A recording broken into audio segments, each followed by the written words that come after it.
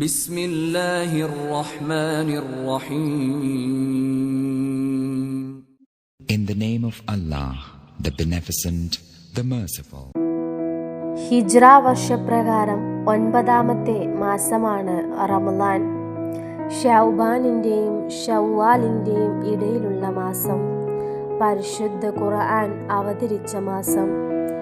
ഇസ്ലാമിക വിശ്വാസപ്രകാരം ഏറ്റവും അനുഗ്രഹീതവും പുണ്യവും ഭയഭക്തി നിർഭരവും ആത്മീയമായി വളരെ ഗുണപരവുമായ മാസമാണിത്.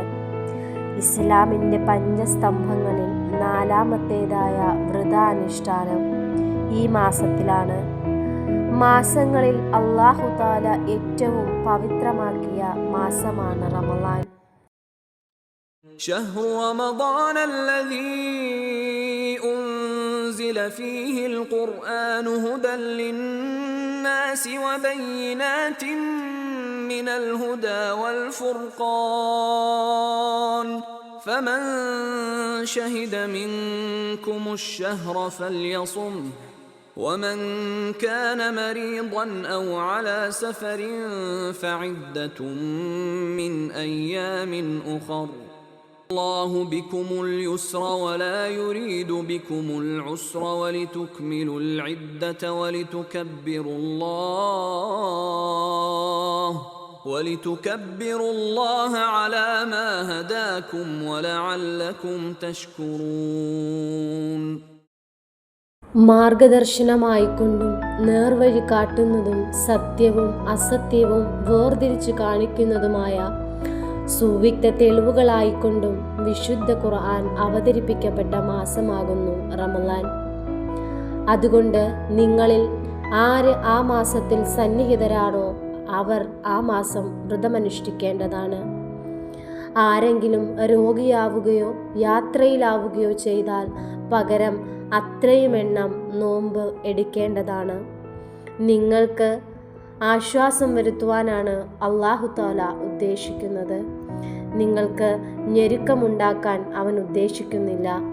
നിങ്ങൾ ആ എണ്ണം പൂർത്തിയാക്കുവാനും നിങ്ങൾക്ക് നേർവഴി കാണിച്ചു തന്നതിൻ പേരിൽ അള്ളാഹുവിൻ്റെ മഹത്വം നിങ്ങൾ പ്രകീർത്തിക്കുവാനും നിങ്ങൾ നന്ദിയുള്ളവരായിരിക്കുവാനും വേണ്ടിയത്രേ ഇങ്ങനെ കൽപ്പിച്ചിട്ടുള്ളത്. റമളാൻ മാസത്തിലെ പ്രാർത്ഥനകൾക്കും ഖുർആൻ പാരായണത്തിനും സക്കാത്ത് നൽകുന്നതിനും ദാനധർമ്മങ്ങൾക്കും മറ്റു പുണ്യകർമ്മങ്ങൾക്കും കൂടുതൽ പ്രതിഫലമാണ് സർവശക്തൻ നമുക്കായി ഏകിയിരിക്കുന്നത്. പ്രപഞ്ചനാഥന്റെ നിശ്ചയമാണ് സമയബന്ധിതമായി വിശ്വാസികൾക്ക് നിർണയിക്കപ്പെട്ട ആരാധനകൾ. മനുഷ്യനും സൃഷ്ടാവും തമ്മിലുള്ള ആത്മബന്ധത്തിൽ നിന്നുമാണ് ആരാധനകൾ അനുഷ്ഠിക്കപ്പെടേണ്ടത്. 1 മാസം നീണ്ടു നിൽക്കുന്ന റമളാനിലെ വ്രതം വരാനിരിക്കുന്ന 11 മാസത്തേക്കുള്ള ധാർമ്മിക ആത്മീക ഊർജം കൈവരിക്കുന്നതായിരിക്കണം.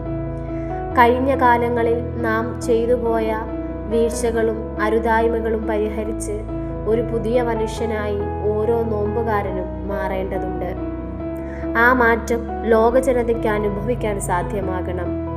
അരുതായ്മകളിൽ നിന്നും അധാർമികതയിൽ നിന്നും മനുഷ്യനെ തടയാൻ അവൻ ആർജിച്ച അദൃശ്യമായ ദൈവീക ബോധത്തോളം ശക്തമായ മറ്റൊന്നുമില്ല. അങ്ങനെ ആരാധനയുടെ, സ്നേഹത്തിൻ്റെയും സഹവർത്തിത്വത്തിൻ്റെയും ധാർമ്മികതയുടെയും ഒരു ലോകമുണ്ടാകണമെന്ന് ഇസ്ലാം ആഗ്രഹിക്കുന്നുണ്ട്. ആ മനുഷ്യനെയും സമൂഹത്തെയും രൂപപ്പെടുത്തുവാനാണ് വിശുദ്ധ ഖുർആൻ അവതരണീയമായ റമളാൻ മാസത്തിലെ വ്രതം കൊണ്ട് പ്രപഞ്ച സൃഷ്ടാവ് ഉദ്ദേശിച്ചത്. റമളാൻ മാസത്തെ തുടർന്നുള്ള ദിവസങ്ങളിലെ വീഡിയോകൾക്കായി ചാനൽ സബ്സ്ക്രൈബ് ചെയ്യുവാനും കമൻറ്റ് ബോക്സിൽ യെസ് എന്ന് രേഖപ്പെടുത്തുവാനും മറക്കരുത്.